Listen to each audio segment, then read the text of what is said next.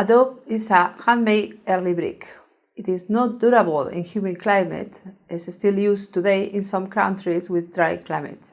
It is made with clay mixed with straw fibers to reduce dry and sinkerage. Originally it was laid on mud, now it's on mortar and is sun-dry. Moisture badly affects earthen materials and building systems. It also helps to create an environment which encourages other causes of decay, attracting, for example, insects. Soluble salts crystallize and grow during the processes of hydration and dehydration. This provokes at microscopic level great pressure in the pores of the material, breaking it.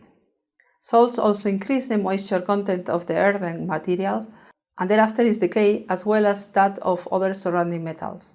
Temperature changes in isolation do not affect much earthen materials, but they affect other surrounding them. Temperature change in the presence of moisture negatively affect earthen materials, in particular because the freeze and freeze-thaw cycles and salt crystallization processes.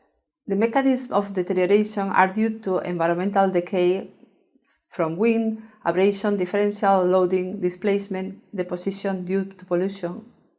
Common pathologies: no structural damage such as disaggregation, detachment, flaking and blistering.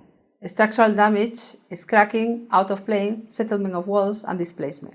Other forms of decay are biological and animal decay, displacement from vegetation roots, production of acids by lichens, molds, animal depositing fecal waste, nesting birds, etc. All the above has effect on the mechanical properties of the material, at micro and microscopic level, and as a consequence to the structural stability. Conditions that affect moisture movement, such as salt crystallization changes from the original porous and permeable material, rest in damp surfaces and internal moisture condensation and vapor pressure.